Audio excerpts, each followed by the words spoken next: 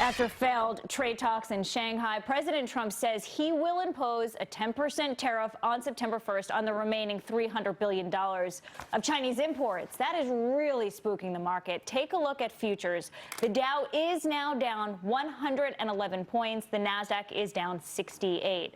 Secretary of State Mike Pompeo defending the president's tariff decision.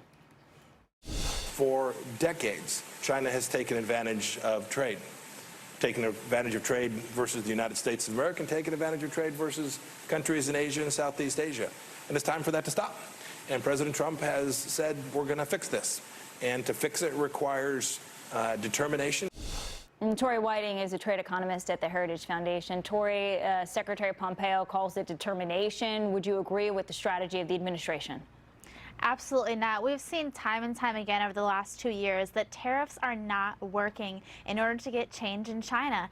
Even USTR came out with their follow-up 301 report and said that after a year and a half or so, there's been no change in China. So this strategy isn't working. It's time to turn back to the things that we know improve economic growth in America. That's lower taxes, lower regulation, and free trade. So what will work exactly, though, when you're dealing with a nation, Tori, who has walked back everything that they've promised? Even the purchase of more U.S. agriculture. They agreed to that at the G20. It hasn't happened.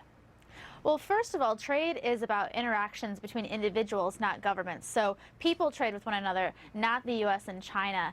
But what we need to see here is that, yes, China doesn't always follow the rules, and there are specific ways that we can address that. The first is the Treasury Department could be sanctioning individuals and companies that steal U.S. intellectual property. We need to be using the WTO more and using the tools we already have in our tool belt and not tariffs and taxes on the American people. Let's pick up on the tariffs and taxes on the American people, because September, back to school. This is an $81 billion industry. And if you're going out and you're buying school supplies, sneakers for your children, you're going to spend more money. What is the impact of this on the consumer?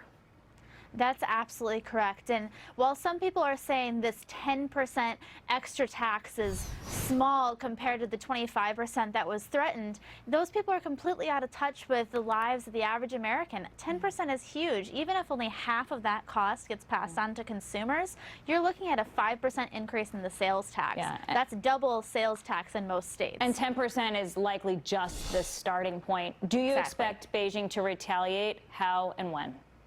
I wouldn't be surprised if they retaliated in kind on September 1st. They've retaliated every single time since, and this is definitely a shot across the bow against China, and we'll see what happens. But we thought that these talks were going in the right direction, and not so much, it seems. Yeah, they might just be waiting it out till 2020. Tori, thank you very much. Have a great weekend.